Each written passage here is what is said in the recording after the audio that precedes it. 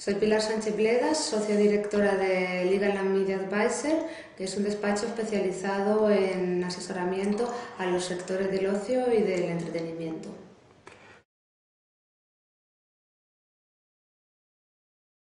Creo que no podemos dar una valoración única, sino que tenemos que hablar sobre aspectos positivos y negativos del proyecto de ley. En cuanto a aspectos positivos, el proyecto ha creado un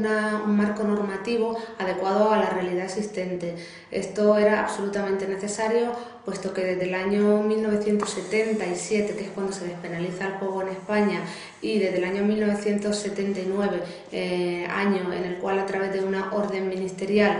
se establece el catálogo de juegos, el sector del juego se ha estado moviendo en un marco totalmente obsoleto. Además de ser necesario, era muy demandado, pues ya en el año 2007 la Ley 56/2007, 28 de diciembre, en la disposición adicional 20ª, establecía la necesidad y la urgencia de dotar de un marco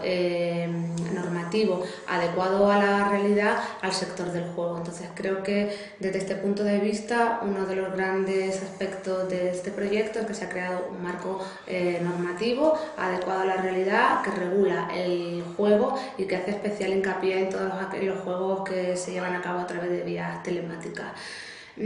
Otro aspecto positivo a destacar de esta ley es la tutela social de los menores y de los participantes en la ley,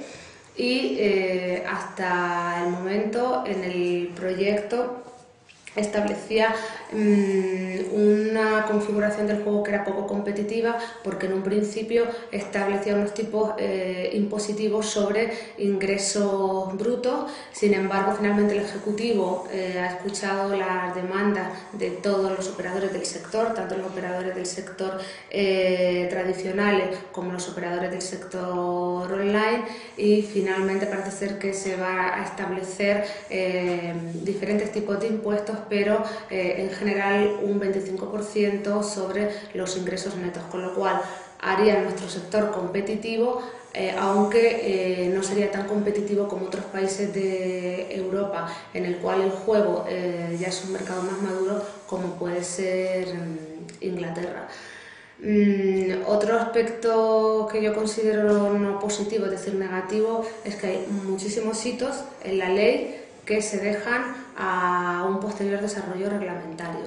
con lo cual hay muchos hitos en la ley que se quedan vacíos de contenido a la espera de que se desarrollen reglamentariamente, hitos que son esenciales, como por ejemplo la licencia, las condiciones de las licencias para hacer publicidad, patrocinio en el juego, el cómo el dinero que recaude el Estado y que va a ir a las comunidades autónomas, cómo se van a hacer esas transferencias a través de operaciones de tesorería. Es decir, una serie de hitos que se quedan vacíos de contenido hasta que se queden regulados reglamentariamente. Y creo que eso es un punto negativo, porque da cierta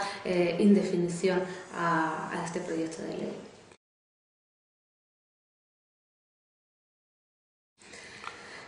Articular las competencias en relación con el juego online entre el Estado y las comunidades autónomas es complejo, porque realmente el sistema en el cual se basa el Estado central y las comunidades autónomas es un principio, en cuanto a atribución de competencias, un principio de territorialidad. Y si por algo se caracteriza Internet es porque es aterritorial. Por lo tanto, la búsqueda de un sistema perfecto que defina cómo va a llegar el dinero a las comunidades autónomas, si bien es complicado, creo que en este proyecto de ley el Estado ha conseguido que la mayor parte de los ingresos derivados del juego online vayan a las comunidades autónomas, y esto lo considero positivo. Ahora bien, hay que ser cautos, porque si bien la mayor parte de estos ingresos van a ir a las comunidades autónomas, va a ser el Estado central el que va a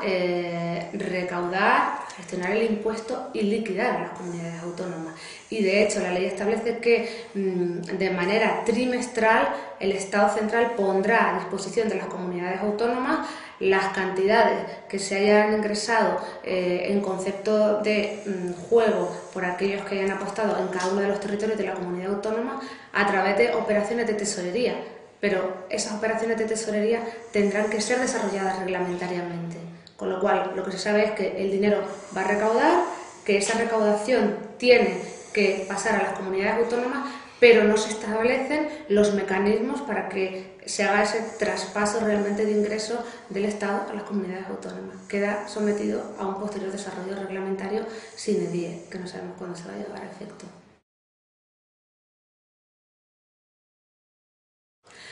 Yo creo que son dos organismos complementarios. La Comisión Nacional del Juego efectivamente tiene unas competencias normativas y de desarrollo importantes que vienen definidas en la ley, y el órgano que se ha creado junto a la Comisión Nacional del Juego es el Consejo de Políticas del Juego. El Consejo de Políticas del Juego es donde van a estar representados también los intereses de las comunidades autónomas, y van a ser dos órganos que se van a complementar, puesto que el proyecto de ley sí que atribuye a este Consejo de Política del Juego, sí que le atribuye una facultad normativa, y también le atribuye también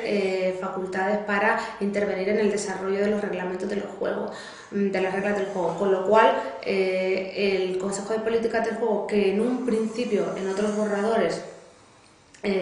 comenzó siendo simplemente un órgano quizá más político porque no tenía atribuciones, ahora sí que considero que es más que un órgano político, puesto que tiene un contenido, una atribución de funciones que son relevantes. Entonces creo que van a ser dos órganos perfectamente complementarios. Yo creo que la situación ideal es un sistema tributario que fije un gravamen sobre los ingresos netos, no sobre los ingresos brutos. Creo que es positivo que el Gobierno haya escuchado a todos los operadores del sector, que finalmente haya los impuestos, un tipo de gravamen sobre ingresos netos, aunque si bien el tipo medio que ha fijado para la mayoría de los juegos es del 25%, considero que es un tipo elevado, que quizá nos va a hacer un poco menos competitivos que otros países de la Unión Europea, y lo ideal,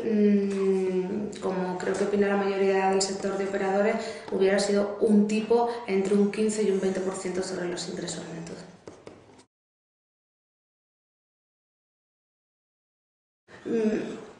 Creo que el hecho de que haya diferentes tipos normativos en atención a diferentes juegos es algo que el Estado tiene facultad de determinar en función del impacto social que tengan esos juegos sobre la sociedad, sobre la dimensión de los juegos. Lo considero que no es una valoración positiva ni negativa, es una opción viable, pero en cualquier caso haya un único impuesto o haya varios impuestos en atención al tipo de juego, sí que tiene que ser sobre ingresos netos y a ser posible en el margen que he dicho anteriormente de entre un 15 y un 20%, porque si nos salimos de ese margen empezaremos a dejar de ser competitivos.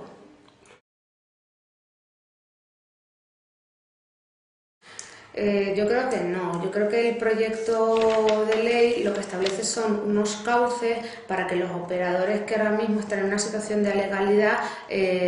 regularicen su situación. Sí que es cierto que esto es un proyecto de ley y que hasta que no se convierta en ley y se publique en el Boletín Oficial del Estado y rija tanto para los operadores online como para los operadores offline, la situación todavía no es de paridad. Los únicos que están sometidos a una normativa desarrollada son los operadores tradicionales, mientras que los operadores online van a seguir estando en una situación de alegalidad. Por lo tanto, hasta que no se apruebe la ley, no se puede hablar de paridad, pero desde el momento en que se apruebe la ley, se establecen los cauces para que los operadores online se legalicen su situación, dejan de ser alegales. Y desde ese momento yo considero que hay una paridad entre operadores tradicionales y operadores online. Lo que no estoy de acuerdo es con la petición que muchos operadores tradicionales del sector realizan, que la ley debería recoger unas ventajas retroactivas, unos beneficios para aquellos operadores tradicionales que han estado pagando impuestos durante un tiempo frente a los operadores que están en una situación de legalidad. Yo creo que no se puede, la inacción del gobierno en cuanto